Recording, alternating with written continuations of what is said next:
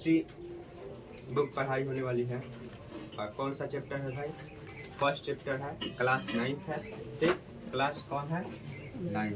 ठीक है, ठीक। देखिए, चैप्टर के नाम है हमारे परिवेश के पदार्थ, यानी कि हमारे आसपास के जो भी चीज़ है वो क्या है? पदार्थ है। हम खुद पदार्थ का एक क्या है? बना हुआ हूँ। बना है कि नहीं? हर कोई अपने आप को पदार्थ से बना है, इसलिए हर वस्तु भी क्या है? एक पदार्थ से बना है। केवल एक ही चीज़ है जो कि हम लोग देखते हैं, वो प्रकाश है, जो कि वो पदार्थ नहीं है। ठीक है, प्रकाश को हम लोग पदार्थ नहीं बोल सकते। बाकी जितना चीज़ दिखाई दे रहा है वो क्या है? पदार्थ। चालू कर दिया है ना? वो जितना भी चीज़ है वो क्या है? पदार्थ है। जैसे समझिए, तो आप सोच रहे होंगे कि पदार्थ के लिए ओके बताए का जी, तब तो हम पदार्थ को पहचान सकते हैं। पदार्थ के लिए, पदार्थ को पहचानने के लिए कोई शर्त होगा जिससे हम पदार्थ को पहचानते होंगे। तो पदार्थ को पहचानने के लिए कोई शर्त होता है यही कि कोई भी वस्तु उसको हम तब तक ही पदार्थ कहेंगे जब तक कि उसे हम जान ले कि उसमें कोई ना कोई वजन हो और वो जहाँ रखे वो अपना आयतन लेता हो। क्या? जहाँ भी रखे वहाँ पे आयतन छिड़ता हो। यानी कि आयतन, सबसे बड़ा बात यह है कि आयतन आपका 3 डायमेंशन होता है। क्या होता है? 3 डायमेंशन। 3 डायमेंशन के मतलब होता है का 2 डायमेंशन एक होता है और एगो 3 डायमेंशन। एक क्या होता है? 2 डायमेंशन और 3 डायमेंशन, यानी कि 3D और 2D। देखिए, तो 2D में यह होता है कि जिसमें आपका क्या लंबाई होगा और क्या होगा? चौड़ाई होगा। लंबाई और चौड़ाई, अर्थात इसमें केवल क्षेत्रफल को हम लोग निकालते हैं, तो इसे हम लोग 2 डायमेंशन बोलते हैं। मतलब इसमें मोटाई नहीं होता है। और 3 डायमेंशन में वो स्पेशल बात होता है क्या कि मोटाई। और मोटाई ही आपका क्या लेता है? मोटाई ही आपका आयतन बनाता है। ठीक है, और जिस वस्तु का मोटाई होता है उसी का आयतन निकाला जाता है। ठीक है, उसी का आयतन निकाला जाता है। जैसे कि सपोज कर ये क्या है? डाला है, डाला है ना? तो डाला के ये वाला भाग जो है, ये वाला भाग, इसमें क्या होगा? ये हो जाएगा आपका, सपोज करिए कि ये डाला है, तो डाला इससे नहीं होगा, इस तरह से होगा। क्या? इस तरह से ये डाला हो गया, डाला हो गया। अगर जो इस पार्ट को देखा जाए तो एक एरिया बन रहा है, एक एरिया बन रहा है। नीचा के भी पार्ट को देख रहे हैं तो एक एरिया बन रहा है, और उस साइड को पार्ट देख रहे हैं तो वो भी क्या है? एक एरिया बन रहा है। और ऊपर का भी पार्ट जो है एक एरिया बन रहा है कि नहीं? इधर साइड का भी एक पार्ट का एरिया बन रहा है, उधर साइड का भी पार्ट जो है उसका भी एरिया बन रहा है कि नहीं? तो एरिया के मतलब होता है अपना क्षेत्रफल। तो हर का अलग अलग क्षेत्रफल हुआ, तो हम क्षेत्रफल कह सकते हैं नहीं। इसके अगर अंदर के वैल्यू निकालेंगे तो उस वैल्यू को कि इसके अंदर हर क्षेत्रफल से घेरे हुए, हर क्षेत्रफल के दीवारों से घेरे हुए जो आकृति बना हुआ है उसके अंदर कितना खाली स्थान है, और खाली स्थान में क्या भरा होगा? वायु भरा होगा या तो कोई वस्तु भरा होगा। तो वायु भरा होगा तो वहाँ पे कोई वस्तु भरते हैं, तो वायु के हटाकर वो वस्तु अपना आयतन लिया। बात समझ में आया? और नहीं तो क्षेत्रफल पे आप कोई वस्तु रख सकते नहीं है। रख सकते हैं, इसे लंबा है तो इस पे कोई वस्तु को रख सकते हैं? नहीं रख सकते हैं। क्या लिया? आयतन लिया। और तो इससे स्पष्ट होता है कि इस वस्तु के अंदर वायु जो भरा था वो भी आयतन में भरा था। आयतन लिया है, आयतन लिया है कि नहीं? अर्थात कोई भी गैस में भी क्या होता है? वजन होता है। क्या होता है? वजन होता है। अब वो अपना गैस जो होता है अपने वजन के हिसाब से, ठीक, अपने आयतन को बढ़ाता है। क्या करता है? आयतन को बढ़ाता है। तो गैस क्या होता है?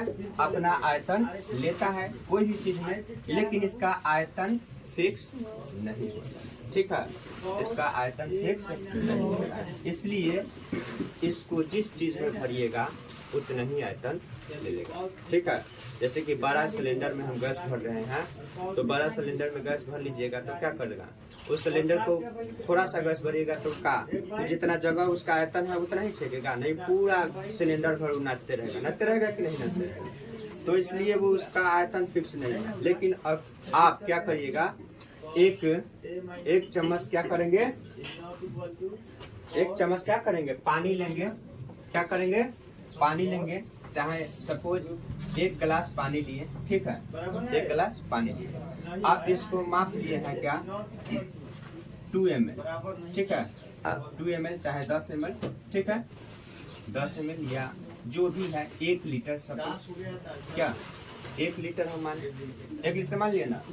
अब क्या करेंगे, इस पानी को फिर किसी दूसरे बाल्टी या बर्तन में डालते हैं, तो कितना जगह लेगा, 1 लीटर के ही बराबर जगह न छकेगा कि नहीं, लेकिन गैस पूरा छकेगा, इसलिए उसका जो आयतन होता है वो निश्चित नहीं हुआ, लेकिन इसका आयतन निश्चित है कि नहीं है।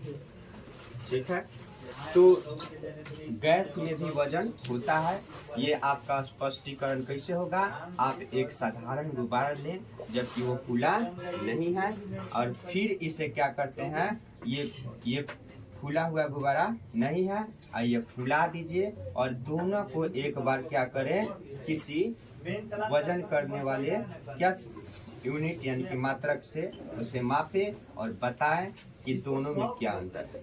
सपोज ये 10 ग्राम के होगा तो ये 50 ग्राम हो सकता है। ठीक है, तो इससे स्पष्ट हुआ कि इसमें भी क्या होता है, वायु में भी वजन होता है, और वजन होता है तो आयतन लिया है, आयतन कहाँ तक लिया है, तो ये अपने जितना भी इसका एरिया था, ठीक है, इस सभी एरिया के अंदर जो है इसमें वायु भरा हुआ है।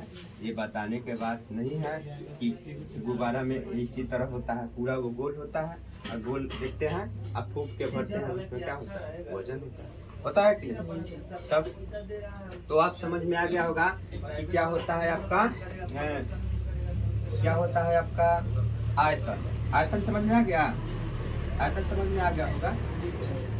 चलिए, तो ये क्या करता है, आयतन समझ में आ गया, तो कोई भी वस्तु क्या करता है, आयतन लेगा, चाहे वो जितना उसका आकृति वो जैसा, वो अपने हिसाब से वो अपना आयतन लेगा। ये स्पष्ट है कि पदार्थ का पहला नियम होता है कि वो अपना आयतन लेगा ही लेगा। बात क्लियर हो गया। दूसरा क्या होता है, वो अपने भार के हिसाब से अवरोध भी उत्पन्न करता है। क्या करेगा, अवरोध भी उत्पन्न करेगा। जैसे अवरोध उत्पन्न कैसे करता है, जैसे कि कोई व्यक्ति है अपने हिसाब से, जैसे मान लीजिए कि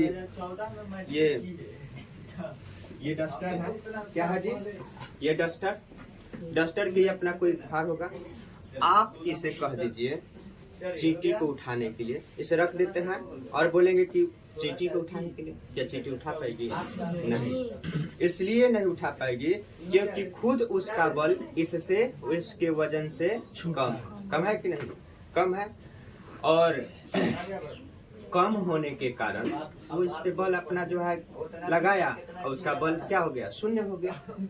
तो हम लोग क्या करते हैं, इससे ज्यादा ताकतवर है, ज्यादा ताकतवर है, इसके कारण इस पे बल लगाए, तो जब तक ये नहीं उठ रहा था, जब तक कि ये इसका बल से हम लोग कम लगा रहे थे, जब तक ये नहीं उठ रहा था, इसके वजन से हम अपने बल को कम लगा रहे थे, जिसके कारण ये उठ नहीं रहा था, नहीं ना रहा था। अब बताइए, जब इसे क्या करे, इसके वजन से अधिक हम बल लगा दिए तो क्या हुआ, उठ गया कि नहीं, उठा ना। तो ये कारण क्या हो गया कि ये अपने बल के हिसाब से अवरोध उत्पन्न करता है। क्या करता है, बल के हिसाब से, सॉरी, वजन के हिसाब से क्या उत्पन्न करता है, अवरोध उत्पन्न करता है। तो वजन जितना था उतना ये चाहा कि हम नहीं उठेंगे, चाह रहा था कि नहीं कि हम नहीं उठेंगे, समझ में आ रहा है ना, क्या बोला है कि नहीं उठेंगे, उठ पाएगा? जो अभी जस्ट बच्चा जन्म लिया है उसे धरा दीजिएगा तो नहीं उठा पाएगा? नहीं उठा पाएगा। तो ये अपना वजन के हिसाब से बल लगाया, इसीलिए अवरोध उत्पन्न करता है। जैसे कि हम कोई वस्तु को पूरा आलू के ले जाते हैं, लाते हैं, तो कारण क्या होता है कि हमें दम लगता है, बल लगता है, वो अपना अवरोध उत्पन्न करता है कि नहीं, वजन के हिसाब से। इसीलिए हमें क्या होता है, कठिनाई होती है ले जाने और लाने में, ठीक है। तो कोई भी वस्तु अपने हिसाब से अवरोध भी उत्पन्न करता है। ये क्लियर हो गया, ठीक है। क्या करता है? अवरोध उत्पन्न करता है। क्लियर हुआ? तो पदार्थ का एक परिभाषा है, पदार्थ का एक परिभाषा है कि कोई भी वस्तु जो कुछ स्थान घेरे, क्या कोई भी वस्तु जो कुछ स्थान घेरे, जिसमें अपना कुछ द्रव्यमान, जिसका अपना कुछ द्रव्यमान हो एवं आयतन भी हो उसका, ठीक, और जो अवरोध उत्पन्न करे पदार्थ कहलाता है। क्या कहलाता है? पदार्थ कहलाता है। तो हम लिख सकते हैं कि नहीं? तो लिखिए कि कोई भी वस्तु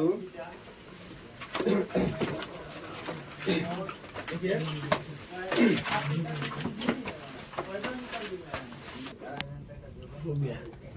चलिए देखिए क्या लिखवाना था, कोई भी वस्तु जो कुछ स्थान घेरे, क्या कोई भी वस्तु जो कुछ स्थान घेरे जिसमें द्रव्यमान हो एवं आयतन हो, ठीक है, और वे अवरोध उत्पन्न करे, जिसमें द्रव्यमान हो और आयतन हो और वे क्या करे, अवरोध उत्पन्न करे, जिसे हम क्या कह सकते हैं, पदार्थ कहते हैं। हाँ, वो क्या कहलाएगी? पदार्थ कहलाती है। देखिए पदार्थ में जैसे आपका कुछ एग्जाम्पल दे दिए थे, पहले ही एग्जाम्पल दे दिए थे कि आसपास की जो भी चीज दिखाई दे रही है सब का है पदार्थ कहलाएगी। लकड़ी, कपड़ा, कागज, बर्फ, स्टील, जल, तेल, ये सब क्या है? पदार्थ। पदार्थ। लकड़ी, कागज, जो भी है, लकड़ी, कागज, जल, बिस्किट, ये जो है लोहा उहा, ये सब क्या है? पदार्थ है। यहाँ तक कि जितना भी दिखाई दे रहा है लोग भी क्या चीज के बना है?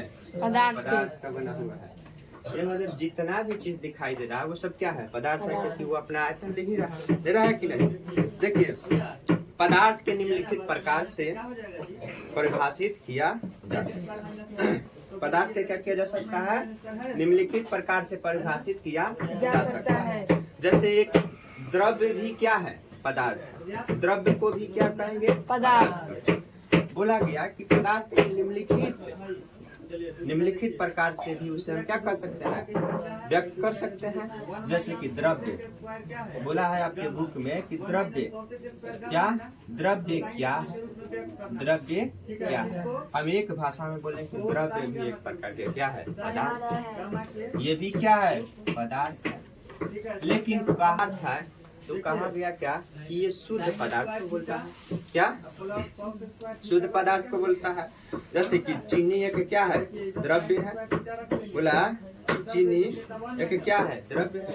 बोला कि इसमें शुद्ध और अशुद्ध को बात करने लगता है द्रव्य में, लेकिन ये रियलिटी में द्रव्य के बात किया जाए तो केवल पदार्थ है, इससे कोई बहस नहीं होता है। ये आपके बुक में क्या बोला गया है कि एक द्रव्य एक प्रकार के पदार्थ है जिसमें किसी भी भौतिक प्रक्रिया के सहायता से पदार्थ के अन्य प्रकारों में विभक्त नहीं किया जा सकता है। बोला है क्या कि द्रव्य एक प्रकार के पदार्थ है जिसे किसी भी भौतिक प्रक्रिया के सहायता से पदार्थ के अन्य प्रकारों में विभक्त नहीं किया जा सकता है। उदाहरण के लिए चीनी एक क्या है?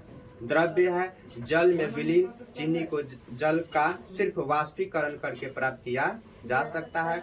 वाष्पन के फलस्वरूप प्राप्त चीनी के मूल चीनी में कोई अंतर नहीं होता है। अतः चीनी एक द्रव्य है जो सरल भौतिक विधि से अपने अवयवों को विभक्त नहीं होता है। इसी प्रकार सोडियम क्लोराइड, चूना पत्थर आदि द्रव्य है। उदाहरण के लिए इसके विपरीत दूध क्या है? दूध जो है शुद्ध द्रव्य नहीं है। इसे बोला गया है का चीनी भी आपका शुद्ध द्रव्य है। बोला गया है कि चीनी को हम लोग क्या करते हैं? चीनी को भौतिक प्रक्रिया द्वारा इससे हम साधारण भौतिक प्रक्रिया उपयोग करें, यानी कि जो हम लोग फटकते हैं सूप उप से और गेहूं का जो कचरा निकाल लेते हैं, वो कौन सा प्रक्रिया कहलाती है? भौतिक प्रक्रिया कहलाती है। और भौतिक प्रक्रिया से चाहिएगा, चाहे हाथ से चुन के निकाल लेते हैं, चाहे चलनी उलनी से छान के निकाल लेते हैं, तो ये साधारण भौतिक प्रक्रिया से आप इन चीजों को नहीं छान सकते। जैसे कि आप पानी में चीनी प्लस पानी में जब मिल जाता है तो ये शरबत बनेगा। क्या बनेगा? शरबत बनेगा। अब इस शरबत में क्या है मिला? चीनी और पानी। अब बताओ, चीनी को हम बाहर निकाल सकते हैं चलनी से छाल कर फटक के? नहीं ना निकाल सकते हैं। तो इसे साधारण भौतिक प्रक्रिया कहते हैं, जो कि चलनी से छाल लेना, फटक कर चून के हाथ डालकर निकाल लेते हैं, साधारण भौतिक प्रक्रिया। तो साधारण भौतिक प्रक्रिया से निकला नहीं निकला, इसलिए हम लोग तनी विशेष प्रकार के भौतिक प्रक्रिया लगाते हैं। जैसे क्या करते हैं, पानी को अब गर्म करेंगे, जैसे गर्म करेंगे तो क्या होगा? चीनी डाले थे, पानी क्या होगा? पानी क्या हो जाएंगे भाई? वाष्पीकरण। क्या हो जाएगा? वाष्पीकरण। वाष्प होने के बाद बच जाएगा इसमें चीनी, और चीनी फिर प्राप्त हो जाता है। पहले से कोई अंतर नहीं रहता है चीनी में, वही मिठास रहेगा, वही चीज रहेगा, लेकिन हम क्या डाले थे? रावाकरण के रूप में। ये मिलेगा एक ढेला के टाइप से, मतलब एक जमा हुआ। अब फिर इसे आप रावाकरण बुकून दीजिए, रावाकरण हो जाएगा। का जी इस तरह से हो जाएगा, छोटा छोटा जो है टुकड़ा में विभक्त कर सकते हैं। लेकिन आप डाले थे जिस समय छोटा छोटा टुकड़ा डाले थे कि नहीं? तो यही हो जाता है। पुनः हम चीनी को प्राप्त किए कि नहीं किए ना जी? तो ये भाई ये द्रव्य है, यानी कि पदार्थ द्रव्य है। चीनी भी क्या है? पदार्थ है। केवल इसमें ये बताता कि भौतिक प्रक्रिया से, साधारण भौतिक प्रक्रिया से इसे अलग नहीं किया जा सकता। समझ में आ गया? अब पदार्थ की भौतिक प्रकृति क्या होता है ये हम लोग जानेंगे। ठीक है, भौतिक प्रकृति के बारे में जानते हैं कि पदार्थ तो हम लोग समझ गए कि पदार्थ जो है क्या होता है? एक जो भी वस्तु दिखाई दे रहा है, वो अपना आयतन लेता है और अवरोध उत्पन्न करता है। क्या? द्रव्यमान के हिसाब से वो क्या करता है? अवरोध उत्पन्न करता है। जैसे हम लोग क्या करते हैं? पदार्थ करते हैं। लेकिन ये बात रह जाती है कि पदार्थ के बनने में क्या सहयोग होता है जिसके कारण वो पदार्थ बनता है? कोई कारण होता होगा। तो हर पदार्थ का कुछ ना कुछ अपना रूप होता है, जिससे हम लोग क्या बोलते हैं? पदार्थ की भौतिक प्रकृति। ठीक है, भौतिक प्रकृति। जैसे कि ठोस, द्रव, गैस, उसका कौन सा प्रकृति है? भौतिक प्रकृति। ठोस, द्रव, गैस कौन सा प्रकृति? भौतिक। उसका यानी कि बनावट। क्या? बनावट, फिजिकल डायमेंशन। ठीक है, यानी जब आपका नौकरी वगैरह होता है तो पता है नहीं कि उसका भौतिक प्रकृति कभी बोला जाता है, नहीं बोला जाता, इंग्लिश में बोला जाता है कि उसका फिजिकल कैसा है। क्या फिजिकल में ठीक रहेगा तो आपका होगा, नहीं तो निकाल दिया जाता है। निकाला जाता है कि नहीं? तो पदार्थ की अगर बोला जाए तो उसका बनावट किस तरह की होता है, तो उन्हीं बनावट को आज हम लोग पढ़ेंगे, जिससे हम लोग बोलते हैं पदार्थ का भौतिक। क्लियर हुआ? देखिए, प्राचीन काल में लोग जो है, प्राचीन काल के दार्शनिक, जो दार्शनिक होते थे, उस दार्शनिक लोग क्या बोले? प्राचीन काल के दार्शनिक एक प्रकार के समझिए कि वैज्ञानिक होते हैं। ठीक है, वो जो बोले थे कि पदार्थ एक क्या है? अनवरत कण है, यानी कि वह कण है। पदार्थ क्या है? एक कण से बना हुआ पदार्थ होता है, जो कि पदार्थ में हर पदार्थ के एक सूक्ष्मतम कण होता है। सूक्ष्मतम कण यानी कि इकाई पार्ट होता है, जिसे हम लोग कण बोलते हैं, लेकिन वो क्या होता है? अनवरत रहता है। क्या बोला? अनवरत रहता है, जिसे हम टुकड़ा विखंडित नहीं किया जा सकता है। वो बोला गया था कि जिसे हम क्या कर सकते हैं? विखंडित नहीं किया जा सकता है। वे लकड़ी के गुटिका के तरह होते। क्या बताए थे? पहले के दार्शनिक जो है बताते हैं कि पदार्थ एक छोटे कणों से बने होते हैं, अनवरत होते हैं, वे लकड़ी के गुटिका की तरह होते हैं, लेकिन उसका कोई क्या होता है, विखंडन नहीं किया जा सकता। लेकिन बाद में इसे विखंडन किया गया। क्या हुआ, विखंडन किया गया। आज उसे विखंडन करके इलेक्ट्रॉन, प्रोटॉन, न्यूट्रॉन में बांटा गया है। बांटा गया है कि नहीं? तो इससे बांटा गया तो विखंडन हुआ। ठीक, तो इसके बारे में हम लोग जानेंगे कि कैसे कैसे विखंडन हुआ। ठीक है, तो देखिए बोला क्या है, आपका बुक क्या बोला है कि प्राचीन काल के दार्शनिकों का मत था कि पदार्थ लकड़ी की एक गुटिका की तरह अनवरत होती है। क्या होती है? अनवरत रहती है। ठीक है, इसमें छोटे कण नहीं होते हैं, किंतु पदार्थ अलग अलग छोटे छोटे कणों के बने हैं। ये बाद में प्रूफ हुआ। ठीक है, कार्यकलाप में बताया गया है कि एक बीकर लेते हैं कि कैसे छोटे छोटे कण में रहते हैं। तो कार्यकलाप में बताया जाएगा आपका एक बीकर लेके। ठीक है, वीडियो को पॉज करो। देखिए यहाँ पे क्या बोला है कि पदार्थ का भौतिक प्रकृति, पदार्थ का कणों का बना होता है। क्या चीज के बना होता है? पदार्थ कणों का बना होता है। सपोज करिए कि ये जो कण पानी के दिखाई दे रहा है, देखिए पदार्थ क्या चीज के बना होता है? कणों का बना होता है। क्या चीज का? कणों का बना होता है। सपोज ये पानी का कण है। क्या चीज का कण है? पानी का। और ये क्या है? चीनी का कण है। हर एक कण दूसरे पर बैठा है। ठीक है, हर एक कण दूसरे पर बैठा है।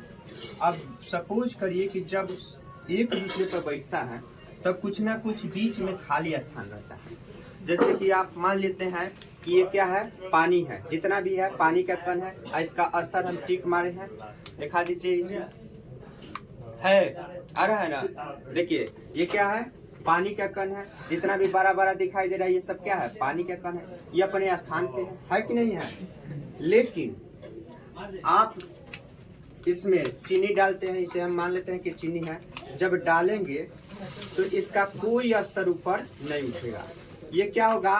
उस स्थानों पे पूर्ति कर पूर्ण रूप से भर लेता है जहाँ पे वो स्थान उसका खाली। बात को समझ में आया? क्या होता है? जहाँ पे इसका स्थान खाली था उसे पूर्ति कर लिया। देखिए यहाँ पे पूर्ण रूप से भर गया कि नहीं? लेकिन फिर भी इसका स्तर उतना ही है। उतना है कि नहीं? तो पानी के कण के बीच में रिक्त स्थान होता है। क्या चीज के कण के बीच में? पानी के कण के बीच में एक कण होता है। उस कणों के बीच में एक रिक्त स्थान होता है। अनेक रिक्त स्थान होते हैं, और वही अनेक रिक्त स्थान में जाकर चीनी का एक कण में बहुत सारे कण होते हैं, और वही कण जाकर क्या होता है? सभी रिक्त स्थानों में क्या होता है? समान। बात क्लियर है? क्या हो जाता है? हाँ, सब अपना उसमें अंदर चला जाता है। तो ये जब तक ले देखिएगा कि चीनी पूर्ण रूप से घुलता नहीं है, तब तक कि वो पूरा जगह न ले। अब क्या करते हैं? हम डालते गए चीनी। एक ऐसा समय आएगा कि सब रिक्त स्थान भर गया। क्या हो गया? सब रिक्त स्थान भर गया है। अब पता चलता है कि चीनी अब अंदर घुलिए नहीं रहा। घुलेगा? नहीं घुलेगा, ऊपर दहाने लगेगा, और तब इसका स्तर ऊपर उठ सकता है। कुछ समझ में आया? ऊपर उठ सकता है। अगर चीनी के स्थान पर हम क्या करते? लकड़ी के गुटिका डालते। क्या चीज का? लकड़ी के गुटिका डालते।